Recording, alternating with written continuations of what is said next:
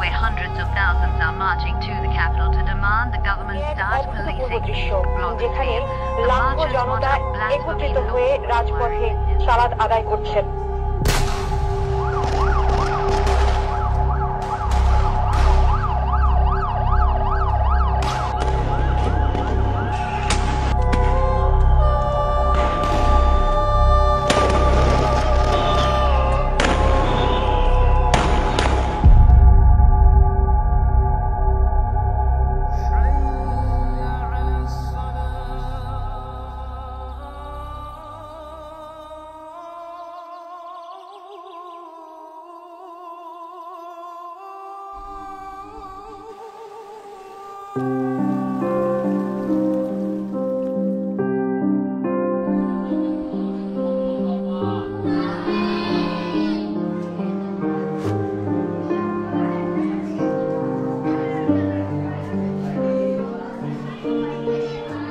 আমাদের যে শিক্ষা ব্যবস্থা বাংলাদেশের, এটা আমরা সবাই জানি যে এটা খুবই ডিপলি ডিভাইডেড একটা শিক্ষা ব্যবস্থা। নর্মাল যে শিক্ষা ব্যবস্থাটা বাংলা মিডিয়ামে বড় একটা অংশ পড়াশোনা করতেছে, পাশাপাশি আরবি মিডিয়াম আছে।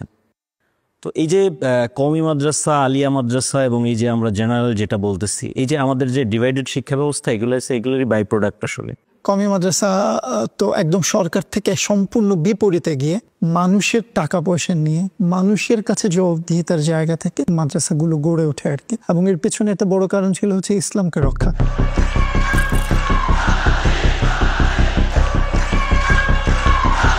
প্রত্যেকের ব্যক্তি স্বাধীনতা আছে, তবে সে যে কোনো নাস্তিকতা চর্চা করতে পারে। ইসলাম বিদ্বেষী নাস্তিক যারা আছে, যারা ইসলামের নাস্তিকতার নাম নিয়ে ইসলামকে কি করে অবমাননা করে, ইসলামের যে পরিচিতিগুলো আছে, আইকনিক যে জিনিসগুলো আছে, বিভিন্ন সময় কটূক্তি করে, এগুলো বিরোধিতা করি আমরা। যুদ্ধাপরাধীর বিচারের দাবিতে বিভিন্ন ব্লগাররা লেখালেখি শুরু করলো। লিখতে গিয়ে দেখা গেল যুদ্ধাপরাধীর পাশাপাশি আল্লাহ এবং তার রসুল সাল্লাল্লাহু আলাইহি ওয়াসাল্লামকে অবমাননা করে অনেক ব্লগে লেখালেখি হচ্ছে। বিচার হতে পারে অপরাধী হলে, কিন্তু বিচারের নামে এখানে আল্লাহ রসুল নাম আসবে কেন, সাহাবা কেন আসবে কেন, বুঝতে না, এটা যাচ্ছে অন্যদিকে। আমাদের দাবি ছিল আমরা বাংলাদেশের যতগুলো ধর্ম আছে, যতগুলো ধর্মীয় জনগোষ্ঠী আছে, প্রত্যেকের আমরা সুরক্ষা চাচ্ছি। কেউ যেন কারো ধর্ম নিয়ে অবমাননা করতে না পারে। 5 মে 2013 ধর্মীয় বিষয়ে 13 দফা দাবিতে শাপলা চত্বরে হেফাজতে ইসলামীর লং মার্চ ও সমাবেশ কর্মসূচি। আসলে আমরা যে শাপলা চত্বর অবস্থান নিয়েছিলাম, এটা আমাদের নাগরিক অধিকার ছিল।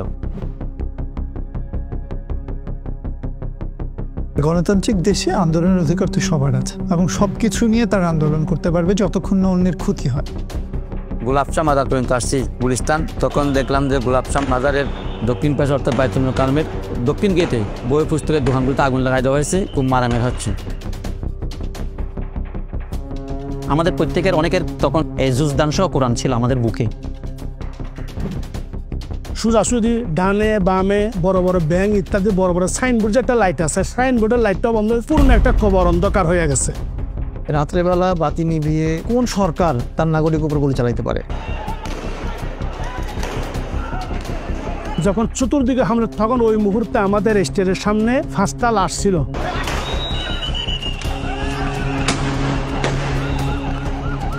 রক্তগুলো টপ টপ পড়তে শরীর দেখে অনেকে ওই রক্তগুলো নিয়ে শহীদের রক্ত হিসেবে গায়ে মাখতেছে, সাদা জুব্বা মাখতেছে।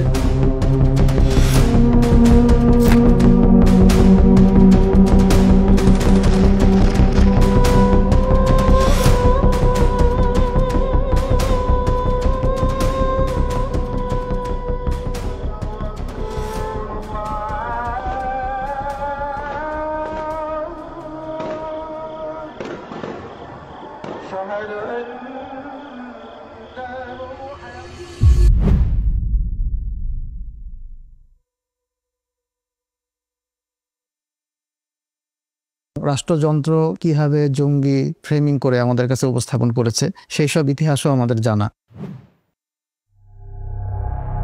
এই যে জনগণের উপরে যে নির্মম হত্যাযজ্ঞ, এবং এই যজ্ঞের মাধ্যমেই কিন্তু শেখ হাসিনা পরবর্তীতে তার পলিটিক্যাল অপোনেন্টদেরকে একেবারে হোলসেল দমন করার যেই লাইসেন্স, এটা কিন্তু সে পেয়ে যায়। শেষ পর্যন্ত আমরা যে চিত্রটা দেখি, হেফাজতকে একটা স্টেটমেন্ট পর্যন্ত 6 তারিখে দিতে দেওয়া হয়নি। পরবর্তী যে সময়টা, সেই সময় আমরা আমাদের ওস্তাদদের প্রতি প্রচণ্ড আস্থাহীনতায় ভুগেছি। আমাদের যারা শাহাদাত বরণ করেছে তাদের হিসাবেই আমরা খুঁজে পাইনি একটা দীর্ঘ সময়।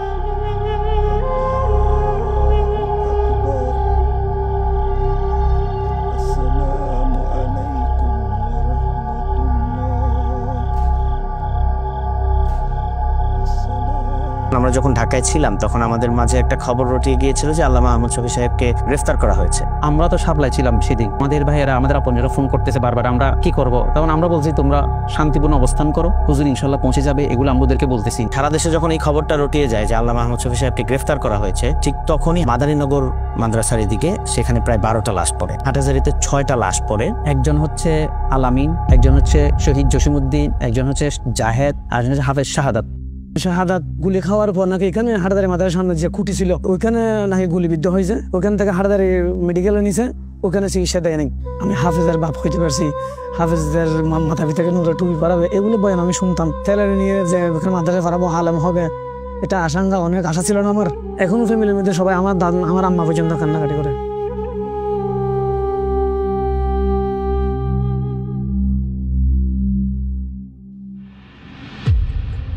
2013 সালে শাপলা চত্বর হত্যাকাণ্ডের পর যে বাস্তবতার ভেতর দিয়ে আমরা গিয়েছি, তখন আসলে তালিকা তৈরি করার মতো কোনো অবস্থায় ছিল না। আমরা দেখেছি যে যখন অধিকারের পক্ষ থেকে একটি তালিকা প্রকাশ করা হলো, সেই তালিকার উপর ভিত্তি করে অধিকারের আদিলুর রহমান সাহেবের উপর কি পরিমাণ টর্চার হয়েছিল, সেই জায়গা থেকে আসলে তালিকা তৈরির বিষয়টা বাস্তবতা বিবর্জিত ছিল, সেটা সম্ভব ছিল না। হাসিনা তখন বুঝতে পেরেছিল যে কওমি মাদ্রাসার ছাত্রদের এই আন্দোলন 2013 সালের স্বতঃস্ফূর্ত এই আন্দোলন মুসলমানদেরকে আপামর জনতাকেও তারা ইনভলভ করতে পেরেছিল, সেটা শুধুমাত্র রাজনৈতিক কারণে হয় নাই, তো এর পেছনে একটা সামাজিক প্রেক্ষাপট ছিল। সেই সামাজিক জায়গা থেকে এমন একটা টুল ব্যবহার করতে হবে যেটাকে আসলে কওমি মাদ্রাসার ছাত্রদের, শিক্ষার্থীদের স্বার্থ সংশ্লিষ্ট বিষয়ের সাথে যায়। আমাদেরকে সরকার যদিও একটি কওমি শিক্ষার্থীর একটা সমমান মর্যাদার একটি সার্টিফিকেট দিয়েছে, কিন্তু সেটাও কোনো কাজের না। এমনকি ধর্ম মন্ত্রণালয়ে গিয়ে দেখবেন যে ওখানে লেখা আছে যেখানে দাওরা হাদিস মাস্টার্সের কোনো সনদ সত্যায়িত করা হয় না। এই যে মাস্টার্সের মান সে দিল, এই মাস্টার্সের মান দিয়ে গভর্নমেন্ট নিশ্চয়ই জানে যে সে এটা দিয়ে কিছু করতে পারবে না, সেটা দিয়ে না কোথাও সরকারি চাকরিতে অ্যাপ্লাই করতে পারবে, বিসিএস টিসিএস দেওয়া এগুলো তো বহুত দূর। কি বা আমাদের তো সনদই নেই, রাষ্ট্রের কোনো কাজে আমরা সরাসরি কন্ট্রিবিউট করেও কোনো সুযোগ আমাদের কখনোই ছিল না। পবিত্র কোরআনে 26টি আয়াত বাতিল চেয়ে ভারতের উচ্চ আদালতে একটি রিট করা হয়েছে। রিটটি করেছেন উত্তরপ্রদেশ রাজ্য শিয়া ওয়াকফ বোর্ডের সাবেক চেয়ারম্যান ওয়াসিম রিজভী। ভারতের হাইকোর্টে একটা পিটিশন দায়ের করেছিল। সারা পৃথিবীতে তাদের এই সিদ্ধান্তের বিরুদ্ধে ব্যাপক উত্তাল আন্দোলন হয়েছিল।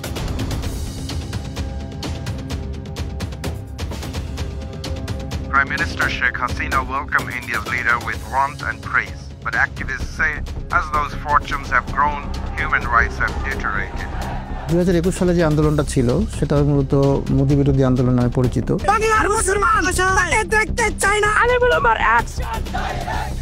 তিনি এমন একজন মানুষ যার হাতে মুসলমানদের রক্ত লেগে আছে। একমাত্র আন্দোলন ছিল নরেন্দ্র মোদী বাংলাদেশে আসতে পারবে না, কারণ সে একজন মুসলমান হত্যাকারী। তিনি তো আগাগোড়া একজন সাম্প্রদায়িক মানুষ, আর 71-এর চেতনা হলো অসাম্প্রদায়িক। যেদিন আন্দোলনটা শুরু হয়েছিল সেদিন কিন্তু হেফাজতে ইসলামের কোনো কর্মসূচি ছিল না। পূর্ব ঘোষিত কোনো কর্মসূচি ছাড়াই মানুষের ভেতরে যে পুঞ্জীভূত ক্ষোভ ছিল, সেই জায়গা থেকেই বাইতুল মুকাররমে মুসল্লিরা নেমে আসে।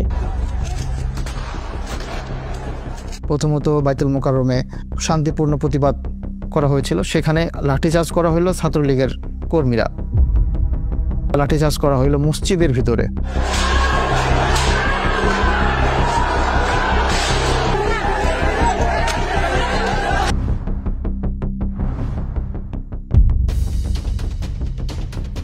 মোদি বিরোধী আন্দোলনকে কেন্দ্র করে ধর্মীয় গোষ্ঠী রাস্তায় নেমেছে এবং এর দায়ভার ধর্মীয় সংগঠনগুলোর উপর গেছে, এবং এই যে এতগুলো লাশ পড়লো, এর কোনো জবাবদিহিতা, কোনো বিচার এবং পুরো বিষয়টা কোনো আইনি প্রক্রিয়ার মধ্যে নেয়ার মতো কোনো অবস্থার ভিতর দিয়ে আমরা আগামী কয়েকটা বছর যাইনি, এবং এর মধ্যে দিয়েই তো আমরা দেখলাম যে 24-এর গণঅভ্যুত্থানের মতো পরিস্থিতি তৈরি হয়ে গেল।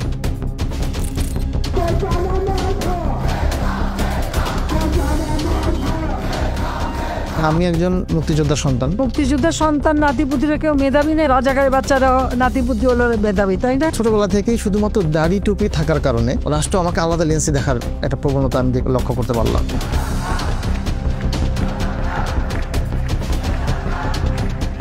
আমার এটা ধারণা ছিল না কোঠা বিরোধী আন্দোলনটা আসলে কি, মানে কি জন্য হচ্ছে এবং কি কোঠা, এটা আমাদের না জানারও কথা। যেহেতু আমাদের কওমি মাদ্রাসার ছাত্র, আমাদের এই কোঠা সম্পর্কে আমাদের সাথে তেমন সম্পৃক্ত নাই। 24-এর গণঅভ্যুত্থানে মাদ্রাসা শিক্ষার্থীদের অংশগ্রহণটা বড় পরিসরে শুরু হয়েছিল 17 জুলাই থেকে। প্রত্যেক যুগেই আপনারা দেখবেন যে আলেম ওলামারা এই লাইনের যারা ছিল এবং কারো উপর জুলুম হয়, তারা আর কখনো ঘরে বসে থাকে না। কমি অঙ্গনরা তারা এরকম একটা সাপোর্ট যে তারা মাঠে নামলে কোনো কিছুকে ছাড় দেয় না। কওমি মাদ্রাসার শিক্ষার্থীরা যেরকম আন্দোলনে অংশগ্রহণ করে, আমাদের আলিয়া মাদ্রাসা থেকেও সেরকমভাবে অংশগ্রহণ করা হয়, কিন্তু সেটা হাইলাইট করা যায় না এই কারণে যেহেতু আমরা সরকারের ধারস্থ বা সরকার কেন্দ্রিক আমাদের প্রতিষ্ঠানগুলো। মাদ্রাসার শিক্ষার্থীরা 2024 সালে তারা একান্তই নামছে তার নিজের ভাইয়ের রক্তের হিস্সা নিতে। আবু সাইদ মৃত্যু হলো 16 তারিখে, এরপরে শহীদ আমিন, এরপর ওয়াসিম। মানুষকে অবিচারে টার্গেট কিলিং করতেছে, মাথায় গুলি করতেছে।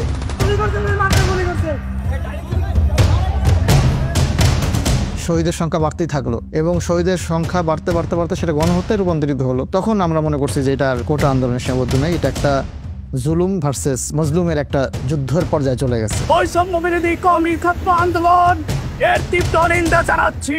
এইভাবে আমি মাদ্রাসায় পড়ে থাকলে হবে না, এই ছাত্রদের পাশে দাঁড়ানো দরকার এবং তাদেরকে সহযোগিতা করা দরকার। কিন্তু আমার এটা একটা চিন্তাধারা ছিল সবসময় যে হয়তো একটা সময় আমরা যদি এইভাবে সকলেই নামি, মাদ্রাসা ছাত্ররা নামতেছে, স্কুল কলেজের ছাত্ররা নামতেছে, সাধারণ মানুষ নামতেছে, তাহলে হয়তো একটা সময় আমাদের দাবিগুলো, সাধারণ ছাত্র জনতার দাবিগুলো মেনে নেবে আর মারবে না। হঠাৎ করে আমার হাতে যেন কেমন কোন জায়গা থেকে কিভাবে আমি বুঝতে পারলাম না, আমার হাতে একটা বুলেট লেগে গেল। আমার হাতে হঠাৎ করে কিভাবে যে গুলিটা লাগলো আমি বুঝলাম, আমার মনে হয়েছে যে কেউ কূপ দিয়ে আমার হাতটা ফেলে দিছে। এই অবস্থায় দেখতেছি যে ছাত্রলীগের প্রায় 50-60 জন আছে, হাসপাতালের উপর আক্রমণ করছে। তো এই সময় ডাক্তার নার্সরা যে ভূমিকাটা পালন করছেন, আসলে এই আন্দোলনে প্রত্যেকের ভূমিকা ছিল। ওনারা যে কাজটা করছেন এটা দেখার পরে আমার সেই সময় আমি দেখতেছি আর চোখে পানি পড়তেছিল যে ডাক্তাররা, কিছু ডাক্তার আর ওয়ার্ড বয় নার্স যারা ছিল তারা হাঁটু গেড়ে বসে তাদের কাছে মাপ চাচ্ছে। এদেরকে আর মাইরেন না, এদেরকে ছেড়ে দেন, এরা মরা, এরকম ভাই মাপ চাচ্ছে ওরা। আমি তখন বলতেছি যে আসলে ওরা মানে এই সময়টার কথা আমি বলতে পারি না আসলে যে এরা কতটুক মানে জালিম হলে তারা এই কাজগুলো করতে পারে, কতটুকু মানে তাদের সাথে আমাদের বিরোধিতাটা কী ছিল, আমরা তাদেরকে কি ক্ষতি করছিলাম। সবচাইতে ধ্বংসযোগ্য মানুষের উপর নিপীড়ন যেটা হয়েছিল 4 তারিখ এবং 5 তারিখ।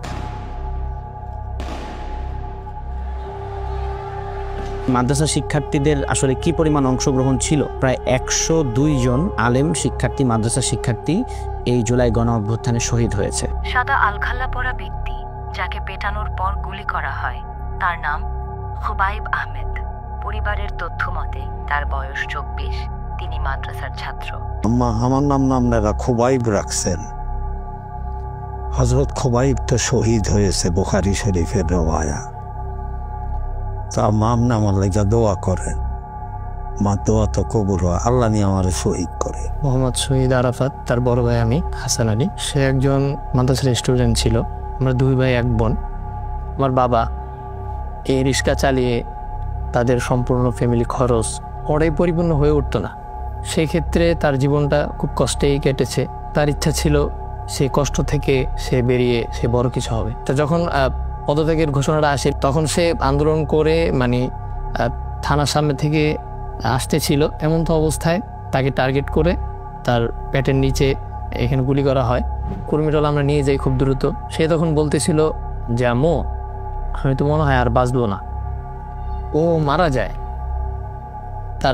তার 2 দিন আগে আমি ওর সাথে ছিলাম, তখন সে কষ্টে এই কথা বলতেছিল যে ভাইয়া আমার আর ভালো লাগতেছে না, আমার যদি হায়াত থাকে তারা যেন আল্লাহ সুস্থ করে দেয়, আর না হলে যেন আল্লাহ আমাকে নিয়ে যায়।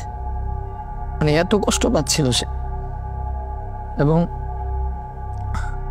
সে তার 2 দিন পরে সে আবার লাইফ সাপোর্টে নিয়ে যায় তাকে। তার কিছুদিন পরে মারা যায়।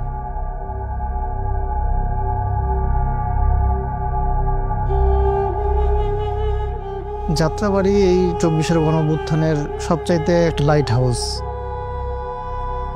আমরা যখন যাত্রাবাড়ি মোচরের দিকে মিছিলটা নিয়ে আসি তো ওখানেও হচ্ছে ওরা গোলবদ্ধ হয়ে চেয়ার টেবিল ইত্যাদি নিয়ে এবং লাঠিসোঁটা নিয়ে দেশীয় অস্ত্রসহ তারা ওখানে আমাদের মিছিলটাকে প্রতিহত করে। আমার যে চাবাড়ি দিয়ে কোপ দিছিল এই কোপটার দাগটা, যখন আমার বাবা হচ্ছে 8 তারিখে আমাকে গোসল করে নিয়ে যায়, যাওয়ার পরে যখন গেঞ্জি খুলছিল, গেঞ্জি খোলার পরে যখন পিঠে মাইটগুলো দেখে আমার বাপ তো গোসল করাবে কি, তখন আমাকে জড়াই ধরে গোসল করার কোনো কান্না করতেছে যে বাবা তুই কেন গেছিলি। পরে 5 তারিখেও সকাল 10টা 11টা পর্যন্ত মাদ্রাসায় ছিলাম। ওই দিন আমাদের একটা প্রোগ্রাম ছিল 12:30 বাজে। ওই সময়ে খবর আসলো যে কাজলায় প্রচুর গোলাগুলি হচ্ছে।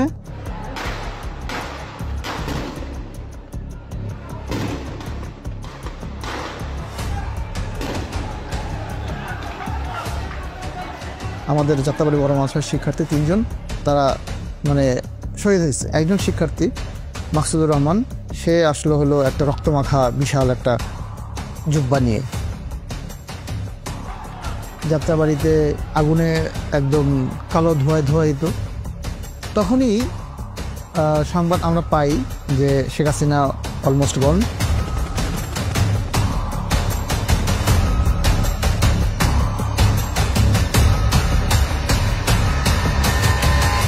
এরপরে যখন আমরা সায়দাবাদে পৌঁছলাম তখন আবার খবর আসলো যে আবার ফায়ার হচ্ছে। ওই সময় শেখ হাসিনা পদত্যাগ করেছিল শুনেছিলাম, তখন পুলিশরা অতর্কিত আমাদের উপর হামলা করছে, তখন ব্রাশ ফায়ার করছে ভিতর থেকে গুলি করার পর ওনারা গেট থেকে বেরিয়ে আসছে। তখন আমরা ছিলাম থানার একবারে সামনে। ওই সময় যারা একটু পিছনে ছিল ওনারা সরে যেতে পারছে, আমরা সরে যেতে পারিনি। তখন আমাদের উপর এরকমভাবে গুলি করছে যা বলার মতো না। আমার চোখের সামনে যে লাশগুলো দেখছি, ওই সময় মৃত্যুর একটা প্রস্তুতি নিয়ে নিয়েছিলাম, হয়তো মৃত্যু হবে নয়তো বাঁচব।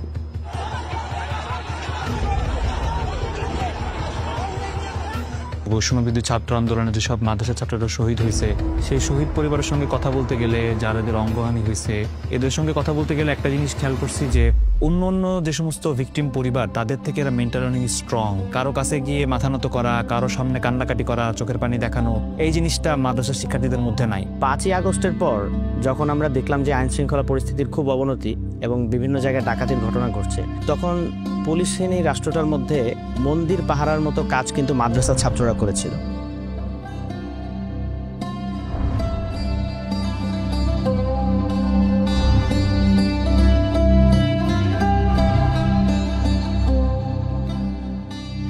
এবং ট্রাফিক কন্ট্রোলিং থেকে নিয়ে শুরু করে পরবর্তীতে বন্যার যে বিপর্যয় তৈরি হলো বাংলাদেশে, সেই বিপর্যয়ের পরে সাধারণ জনগণ, আপামর জনতা, সর্বস্তরের জনগণ যেমনিভাবে এই বন্যা পরিস্থিতিকে মোকাবেলায় একসাথে কাজ করলো, মাদ্রাসা শিক্ষার্থীরাও তাদের জায়গা থেকে সর্বাত্মকভাবে এই কার্যক্রমে অংশগ্রহণ করেছে। জুলাই আগস্টের আন্দোলনকে দেয়ালে দেয়ালে ধারণ করে রাখতে শিক্ষার্থীরা যেমনিভাবে তাদের ভাষাগুলো লিখে রাখছিল, এই জায়গা থেকেও কিন্তু মাদ্রাসা শিক্ষার্থীরা পিছিয়ে ছিল না। তারা কিন্তু তাদের মতো করে তাদের যে ক্যালিগ্রাফিক দক্ষতা, সেটাকে কিন্তু গ্রাফিতির ভাষায় বিভিন্ন দেয়ালে অঙ্কন করে রাখছিল। আমাদের সমাজে যে একটা ট্যাবু ছিল যে মাদ্রাসা শিক্ষার্থীরা রং তুলির সাথে কোনো সম্পর্ক রাখে না, সেই ট্যাবুকেও কিন্তু 5ই আগস্টের পর শিক্ষার্থীরা ভেঙে দিয়েছে এবং তারাও যে মূলধারায় বিপ্লবের ভাষা তাদের মতো করে লিখতে জানে, তারা কিন্তু সেটা প্রমাণ করে দেখিয়েছে। শাহবাগের শাপলার বাইনারি ভেঙে যাওয়া এবং এটার প্রেক্ষিতেই কিন্তু জুলাই অভ্যুত্থানটা সফল হয়েছে। কেউ আলাদাভাবে কোশ্চেন তুলে নেই যে কে হেফাজতপন্থী, কে শাহবাগপন্থী। যে কোনো পরিস্থিতির সমাধানের জন্য যেটা দরকার সেটা হলো পক্ষগুলির ভালো নিয়ত, এখলাস যেটাকে বলে। এই এখলাসের যদি না থাকে তাহলে আপনি আসলে দ্বন্দ্বগুলি মীমাংসা করতে পারবেন না। এত বড় একটা জনগোষ্ঠীকে বাইরে রেখে, আদার করে, বিচ্ছিন্ন করে আপনি একটা সমৃদ্ধ দেশটা তৈরি করতে পারবেন না। সাদা জুব্বা পরিহিত শুভ্র সফেদ নিষ্পাপ মাদ্রাসার শিক্ষার্থীরা, তালবে এলেমরা 2013 সালে, 2021 সালে এবং 2024 সালেও গণ অভ্যুত্থানে তাদের যে সাদা জুব্বা রক্তে রঞ্জিত করার মাধ্যমে, লাল করার মাধ্যমে আমাদেরকে এই বার্তাটাই দিছে যে শহীদদের কাতারে সবাই সমান।